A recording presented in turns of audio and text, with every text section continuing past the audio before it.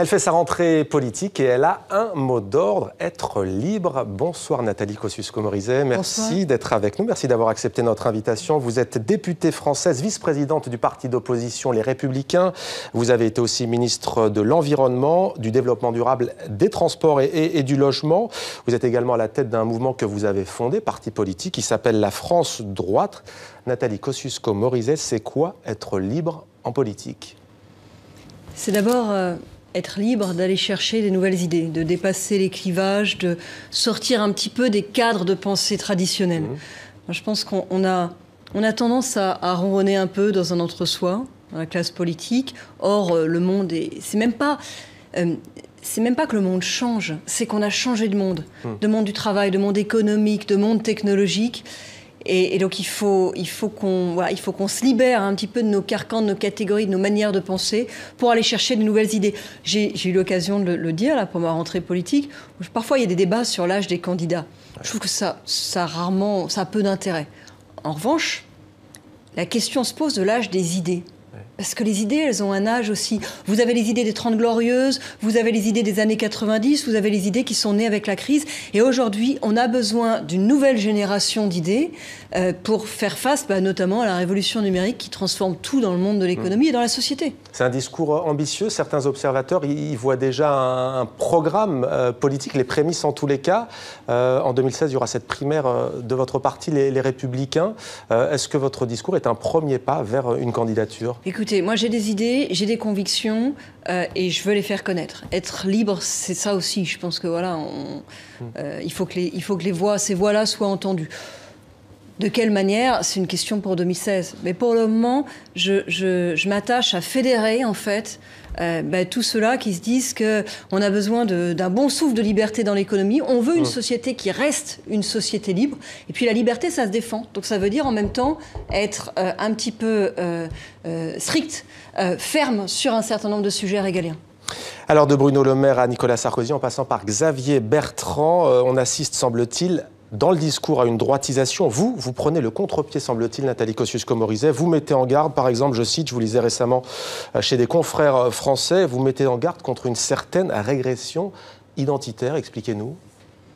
C'est-à-dire que je trouve que le grand sujet aujourd'hui, le sujet principal, c'est d'affronter la modernité avec des idées neuves et de retrouver toutes nos marges de manœuvre, nos respirations dans l'économie. Et je trouve qu'en politique, on a tendance à s'obséder sur des questions identitaires. Je ne dis pas que les questions identitaires n'ont pas d'intérêt ou d'importance, mais je pense qu'il y a une partie du sujet qui est ailleurs. C'est pas nouveau, j'ai eu l'occasion de le dire au mois de mai, quand il y avait tout ce débat autour de questions religieuses. Il y a un moment où j'ai dit, écoutez... Ça prend trop de place.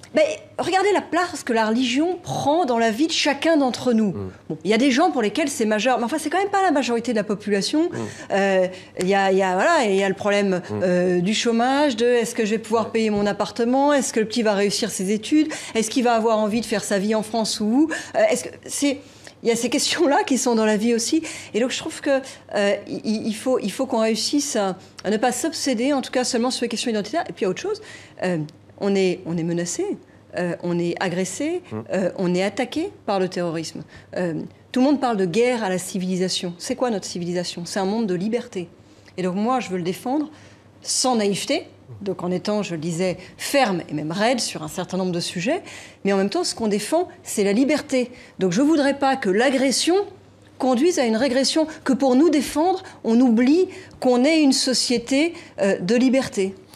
Nathalie Kosciusko-Morizet, pour le Premier ministre espagnol, c'est l'autre grand sujet du jour. Pour Mariano Rajoy, en visite à Berlin, la crise migratoire, dit-il, est le plus grand défi pour l'Europe des années à venir.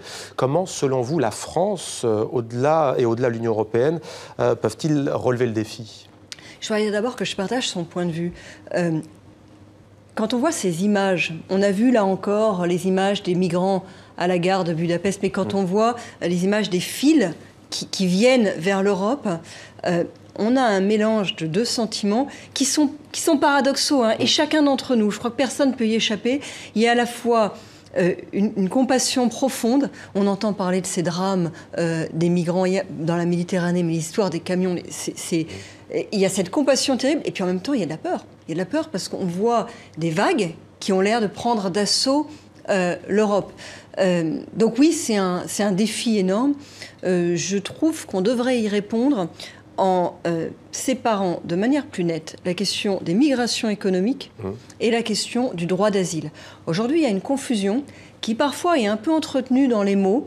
Par exemple, certains utilisent alternativement le mot migrant qui couvre l'ensemble des migrations, quel qu'en soit le motif, et le mot réfugié qui fait référence à des gens qui ont dû quitter leur pays du fait des persécutions, du fait de la guerre. Je crois qu'il faut bien faire la différence entre les deux, ne serait-ce que pour ne pas mettre à mal le droit d'asile auquel nous sommes tous attachés. Mais y a-t-il vraiment une différence qu'on soit un réfugié politique, qu'on fuit la guerre, qu'on fuit une dictature, ou d'ailleurs, on va en parler, d'un réfugié climatique? Pourquoi y aurait-il une différence? Un réfugié climatique, c'est un réfugié aussi. Mais il y a une différence entre les migrations économiques et le statut de réfugié. Pourquoi? Parce que les migrations économiques, c'est légitime, je trouve, que nos pays les regardent en fonction de leurs besoins. Ils disent, voilà, est-ce qu'on a des besoins dans tel secteur de l'économie? Est-ce qu'on peut accueillir ces gens? Est-ce qu'on a les moyens d'eux?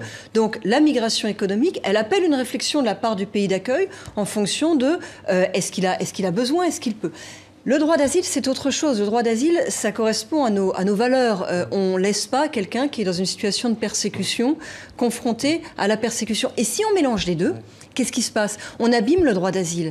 Or, le droit d'asile, on y est attaché. Alors, je veux rentrer dans des propositions très concrètes. Sauf que, pardonnez-moi Nathalie, mélange ou pas, confusion ou pas entre migrants et réfugiés, l'Allemagne semble agir. Il y a toute une campagne politique, y compris à droite, des personnalités, les médias. On a vu dans les stades de football ce mot, Willkommen, welcome, bienvenue. Pourquoi est-ce que l'Allemagne accueille ces réfugiés, je dis bien réfugiés syriens? Pourquoi est-ce que la France n'a pas la même attitude? Patrie des droits de l'homme. Je pense que l'ambiguïté entretenue entre la migration économique et le droit d'asile, en fait, n'y aide pas en France. Parce qu'en fait, si on entretient la migration, on se dit mais ça s'arrête où? Je crois qu'il faut restaurer... Mais pourquoi les Allemands arrivent à faire la distinction entre les deux et pas le gouvernement français ou pas les gouvernements d'avant? Le fait est qu'il y a une ambiguïté entretenue et notre droit d'asile peut-être... Je vous donne un exemple très concret. En France, vous avez plus de 80% des gens qui demandent le droit d'asile qui sont finalement déboutés. Pourquoi? À cause de cette ambiguïté entretenue. Par ailleurs, parmi les déboutés, vous n'en avez que 5% pour lequel l'obligation de quitter le territoire français est véritablement effectuée. Donc, il y a une espèce de grande hypocrisie, c'est-à-dire que le droit d'asile, en théorie, c'est une voie très particulière pour répondre aux persécutions et pour répondre à la guerre. Et en fait, c'est demandé très largement et la plupart de ceux qui sont déboutés ne sont pas reconduits. Moi, ce que je voudrais, c'est qu'on restaure le droit d'asile dans son essence. Ça passe par des choses très concrètes. Par exemple, la liste des pays sûrs. Les pays pour lesquels, normalement, il n'y a pas de persécution, il n'y a pas de guerre, donc il n'y a pas de raison de demander le droit d'asile. Ce n'est pas la même partout dans tous les pays européens. C'est quand même absurde, on pourrait se mettre d'accord là-dessus. Deuxième chose, vous pouvez demander l'asile néanmoins et avoir des procédures et des recours, même quand vous venez d'un pays sûr. Est-ce que c'est raisonnable? Troisième chose, vous pouvez engager plusieurs procédures à différents titres. Donc faire en même temps une procédure au titre de droit d'asile et une procédure, par exemple, c'est pour ça qu'il faut revoir ce qu'on appelle la règle de Dublin, ça a été débattu. Oui, mais moi je voudrais aussi qu'on puisse, quand on fait une procédure pour le droit d'asile, elle soit exclusive de tout autre. Si on considère qu'on est là parce qu'on est persécuté, voilà, c'est pas pour d'autres raisons. Bon, et puis dernière chose, un sujet sur lequel je sais, moi je me démarque d'une partie, mais qui je crois est important, quand on est aujourd'hui en attente de réponse sur le droit d'asile, on ne peut pas travailler. Ça coûte très cher. Parce qu'en fait, du coup, on se fait donner une allocation temporaire. Beaucoup de travail quand même. Il suffit d'aller dans un restaurant mais attendez, c'est là l'hypocrisie. Ça va pas. Ça coûte 200 millions d'euros par an ou presque, cette allocation temporaire d'attente. Il y a de plus en plus de gens qui demandent le droit d'asile. Moi, je veux à la fois qu'on soit beaucoup plus strict sur ceux qui ont été déboutés, qui doivent être reconduits à la frontière, et en même temps, ceux qui sont en attente, je pose la question, est-ce qu'il ne faut pas leur donner un permis de travail temporaire sur les métiers sur lesquels il y a de la demande et qui demandent qui ne sont pas satisfaites du côté de Pôle emploi, en précisant que cette durée de séjour ne devra pas pouvoir être prise en compte, par exemple, au titre d'un éventuel regroupement familial postérieur. Ce serait vraiment dans l'attente pour que les gens ne restent pas dans le désœuvrement, en coûtant par ailleurs, sur la solidarité nationale, parce que 200 millions d'euros par an. Autre dossier important, Nathalie Kosciusko-Morizet, qui approche à grands pas, il s'agit de la COP21, cette grande conférence mondiale sur le climat, conférence des Nations Unies, qui se tiendra à Paris à partir du 30 novembre, c'est désormais officiel. La France mise sur un succès, disons-le, qui est loin d'être acquis. Quels sont, selon vous, les enjeux réels de ce rendez-vous ? D'abord, les enjeux sont majeurs parce que, vous savez, les gaz, le changement climatique, c'est du stock, ça s'accumule. Donc, plus on attend, plus c'est dur. Il y a une inertie très forte dans le changement climatique. Les gaz à effet de serre qui ont été émis, on les récupère pas. Ils se stockent dans l'atmosphère et ils sont là pour 50 ans, pour 100 ans. Donc on va vers la catastrophe. Oui, c'est une conférence qui est vraiment importante. Moi, je ne vais pas faire de... Il se trouve que je connais bien ce sujet parce que... vous avez été ministre et vous êtes de formation... Mais même en fait, je m'occupais des négociations climatiques avant même de faire de la politique. C'était mon boulot, c'était mon métier, c'était mon premier métier. Et c'est des négociations qui sont très difficiles. Je prône dans ces négociations un genre de pessimisme actif. C'est-à-dire que quand vous êtes dans ces négociations, vous vous dites, voilà, quelle inertie, qu'est-ce que c'est long, qu'est-ce que c'est difficile. Et en même temps, il faut y aller parce que c'est quand même une négociation dans laquelle les chefs d'État sont présents, il peut quand même se passer des choses et de toute façon, c'est la seule chance. Donc, il faut être pessimiste, actif. Ce que je trouve un petit peu dommage, c'est que je ne suis pas sûre que la France se donne les moyens de les aborder à 100% dans les meilleures conditions. Et notamment, je trouve que la répartition des rôles entre le ministre des Affaires étrangères et Laurent Fabius et la ministre de l'Écologie, Ségolène Royal, n'est pas idéale. Il y a longtemps, les négociations climatiques dépendaient du ministère des Affaires étrangères. On avait changé ça. On avait raccroché les négociations climatiques au ministère de l'Écologie. C'était une bonne chose. Ça mettait de la cohérence, véritablement, avec une seule voix qui parlait d'écologie en France et pour la France dans le monde. Et là, François Hollande a souhaité à nouveau mettre les négociations environnementales aux affaires étrangères. Ça fait les tensions qu'on voit entre Ségolène Royal et Laurent Fabius. On revient toujours, quand on parle d'écologie, y compris à des questions politiques et politiciennes. Mais attendez, on comprend votre point de vue. C'est important. Attendez, il y a un problème concret derrière, c'est que dans la dernière phase, moi je connais ces négociations, de la dernière phase des négociations, le ministre a un rôle très important. Il faut que toute la France soit derrière lui. C'est un problème s'il y a de la tension à l'intérieur même de l'exécutif. Ce sera très... Mais on a le sentiment quand même qu'il y a un manque de souffle, d'imagination et d'ambition, là encore en France, sans faire de l'autoflagellation. Contrairement, prenons des pays nordiques, ouvrir les couloirs de bus, par exemple, aux voitures électriques. C'est quand même pas... On manque d'imagination en France. Mais attendez, sur les questions d'écologie en France, on régresse avec ce gouvernement. Alors écoutez, franchement, ils ont démantelé le ministère de l'écologie, le grand ministère de l'écologie. Il a été coupé en deux. On a mis le logement d'un côté, le reste de l'autre. Donc ça, ce ne sont pas des idées, encore une fois. Oui, mais enfin derrière, c'est du pouvoir pour le ministère et pour gagner ces arbitrages.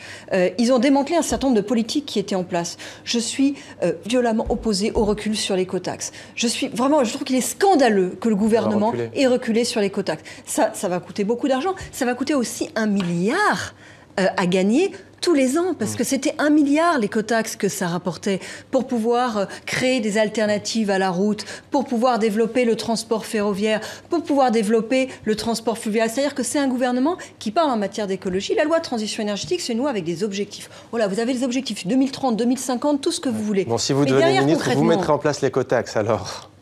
Mais moi, je l'avais mise en place, je le cache pas. Merci Nathalie Kosciusko-Morizet. Mais je pense que c'était une bonne chose. Eh bien, vous êtes la bienvenue lors de cette COP21 au mois de novembre prochain et au mois de décembre.